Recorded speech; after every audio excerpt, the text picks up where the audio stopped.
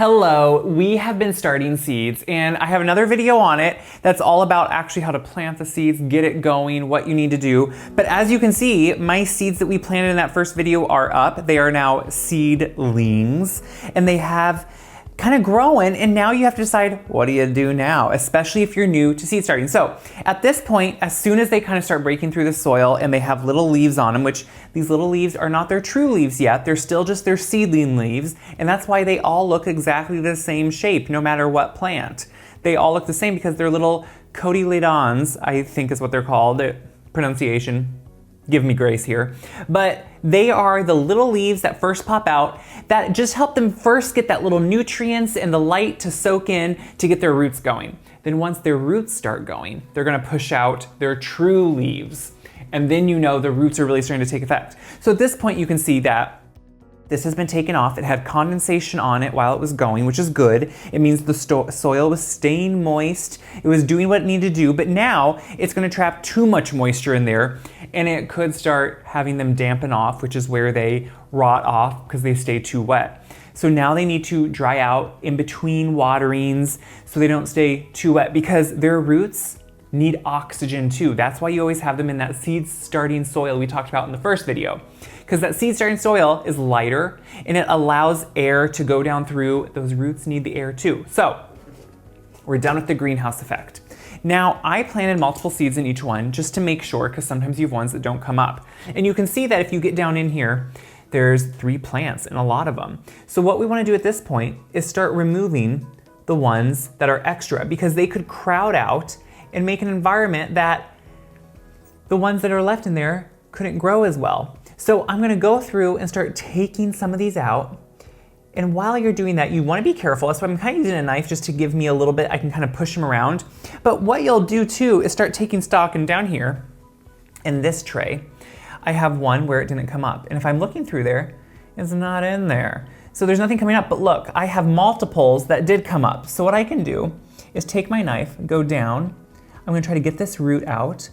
And what you can do when they're so young, they're really forgiving. Look, you get that whole root, and now I can just make a spot in this one that didn't come up, and I can put that down in there, plant it, and then I don't have to start a whole new seed because I did it with this plant. So that's what I'm gonna go through.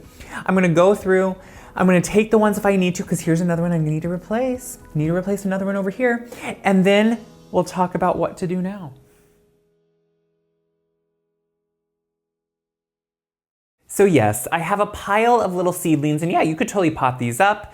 As you can see, I already have plenty in here, and you have to remember, seeds are really reasonable, and I plant extra just to make sure they come up, and that way I can spread them out if I need to and have the extra ones to fill in where I need them. So at this point, these are gonna grow and get healthier and stronger. So what I'm going to do, and it all depends on the type of light you may have. If you have an LED light or a high intensity light, if you have LED lights like I do, they usually are around 4 inches above the actual plant is how close you wanna have them, because they need to soak in as much light as they can. Sunlight would be ideal, but this time of year in Iowa, you're not getting good sunlight. So that's why we have grow lights. If you have high intensity lights, you can usually go more around 18 inches probably above them, because it has stronger power it's giving them. Also, you can see when I did these seedlings, I put a layer of vermiculite on them just to help kind of not have so much moisture be right on top, because that can cause dampening off. It could be a place where fungus and mildew comes. So I again will usually, since I've disturbed some of the soil, taken out some of those seedlings, I will put a layer of this back on usually, it's added insurance. If you get spindly ones kind of like this, it means they popped up and they were a little bit too far away from the light at first. This is great. It means the light was nice and close as soon as they popped up. These aren't gonna be bad. They could get a little bit more weak as they grow. So you could always try to regrow them. So also at this point, fertilizing is the big question. You don't want to over-fertilize them. They are still really young. They don't have their true leaves. So until they push out a true leaf, which is the leaf you expect to see on a cabbage, a broccoli, whatever it is, I don't fertilize them.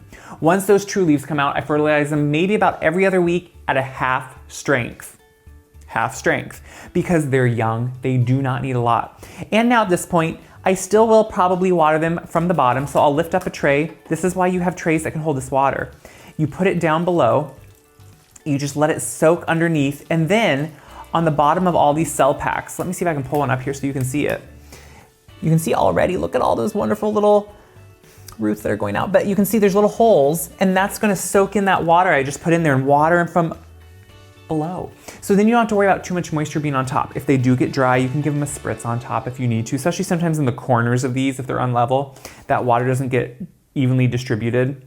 So now I'm gonna put them under lights again. I like to do it for about 14 hours at least a day, sometimes up to 18, and then have them go dark for the remainder of that, because 24 hours of light is a little much. So usually I do more in that 14 to 18 hours of light, and then you can put them on a timer so they go off overnight, whatever it is. And now they're just gonna keep growing. They're gonna keep getting stronger, sturdier, grow a healthy plant, and in hopefully a month, please, we could maybe be planting these outside. That's what's exciting about this. So you were on the seed journey with me. We're gonna keep going. You're gonna see these eventually getting planted in the garden. I hope this helps kind of demystify some of the process, make it less scary, because guess what? It's seeds, it's no big deal. If I can do it, I know you can do it. So as always, share these videos around, not only because it helps me, but because it helps so many people see how easy and doable this thing is. Whether you have just one little container in your yard, or you have a raised bed or a large garden, anyone can do this and make it work for their size. So that's what I love about this, and that's what I love about gardening. It can work for everyone, and it's exciting to bring something to life, seed to plant to harvest. So fun. So as always, check wiseguide.com for information on seed starting, for recipes, whatever you need. And I'm gonna go put these under light. I'm gonna watch them grow. I hope you do the same.